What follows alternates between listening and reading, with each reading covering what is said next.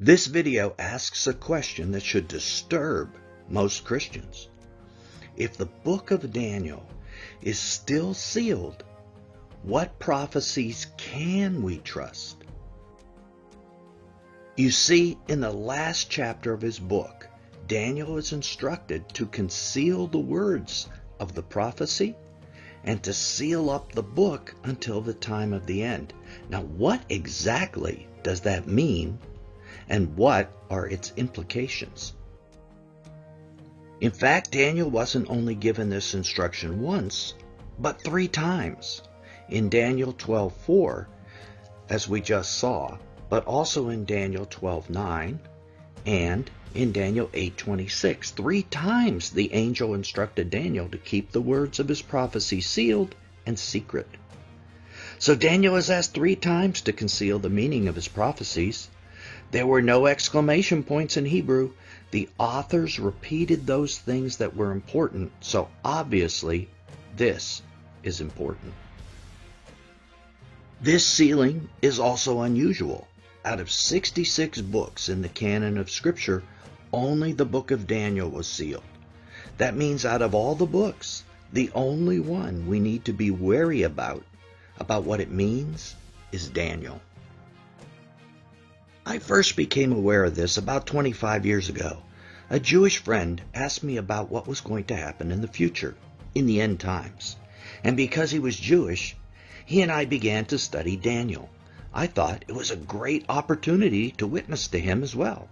When we reached the portion of the 70 weeks, I showed him how the Messiah had already come and died for his sins. Needless to say, this shocked him. My friend took his notes about Daniel to his rabbi, whose short answer was, the book is supernaturally sealed until the end times. We Jews don't read Daniel. Isn't that convenient, I thought. They don't read the book that has the answers they need. Christians, however, haven't had the slightest hesitancy to study Daniel. From the earliest church fathers on, Christians have given their ideas about what the prophet's various visions meant. But I want us to stop and think, has that been wise or foolish? If the real meanings of the prophecies in the book have been kept from us, if they've been hidden from us, might we inadvertently have been propagating false doctrine for centuries about the end times? Think about what this might mean. Might we have been wrong about one or more of the kingdoms in the dream of Nebuchadnezzar's statue?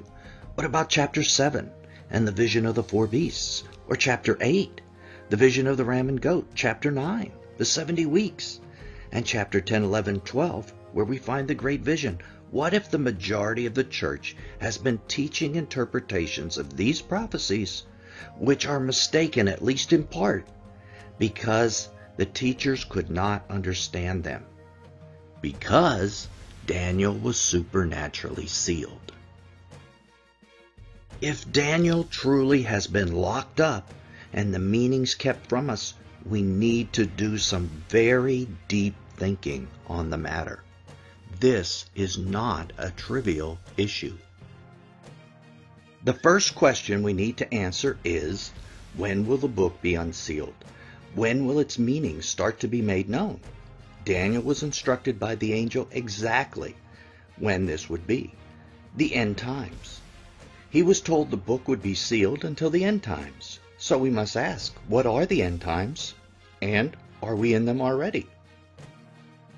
Because if we're not, we need to be very careful saying what the prophecies in Daniel mean.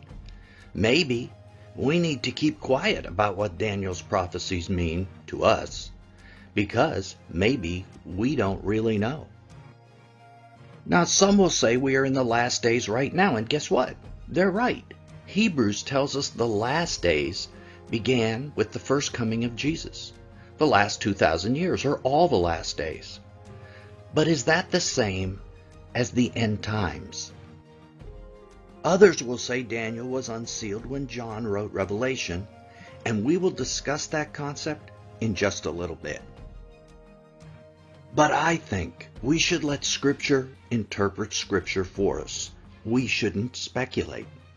The book of Daniel should tell us when the end times are, or when the time of the end occurs. But we have to look. And it does tell us. First in Daniel 8:17. Then again in Daniel 8:19. The angel is repeating himself again to show us that this is important. The time of the prophecy in Daniel 8, in that chapter, is when the time of the end begins. Daniel 8 is the key. That's good news, bad news. The good news is that, in my opinion, Daniel is now unsealed and believers can begin to understand it. The bad news is that every theory about the book of Daniel that was developed prior to 15 years ago may be in error. Shocking, I know, but this means that we need to closely examine all of our most treasured beliefs about Daniel.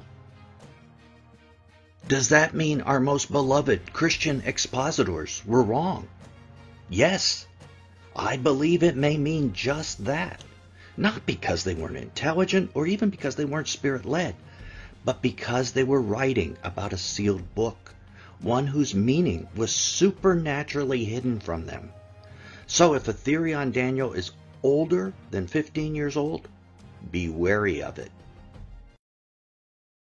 Wow, you're probably thinking to yourself, if all those ideas that I've had are mistaken, I'd have to rethink my entire end-time views.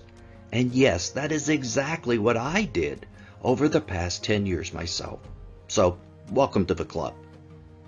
Many will probably not be willing to throw away their treasured theories, and I realize that. But I think that is what Scripture is telling us to do. So think and pray about these things. Now let's get back to the book of Revelation, because this is quite interesting. John is specifically told not to seal up the book of Revelation. So why was he told that? I mean, there's no other book in the Bible that says don't seal it up. Well, because Revelation contains things about Daniel. So anything we read about Daniel in the book of Revelation has been unsealed. And anything Jesus taught us about in the Gospels about Daniel has also been unsealed for the last 2,000 years. For any of you out there that are still doubting that the book of Daniel was sealed, the instructions of the angel to John to not seal the book of Revelation should be absolute demonstration that Daniel was sealed. Why else would the angel instruct John to not seal Revelation? Now, let's get back to the sealing of Daniel. If we look at the actual wording, it says, "But as for you, Daniel, conceal these words and seal up the book until the time of the end." We've already seen that. Many will go back and forth, and knowledge will increase. Look specifically at that last phrase, the words, "many will go back and forth." Is this referring to going back and forth from the book of Daniel to the unsealed books, like Revelation and the Gospels, to gain further knowledge? I believe it is. So do not give up hope. The book of Daniel has most likely been unsealed within the last 15 years, and certainly Jesus' commentary in the Gospels, and John's in Revelation about the themes in this book, those things are all unsealed and have been for 2,000 years. Now is the time to study that book like never before.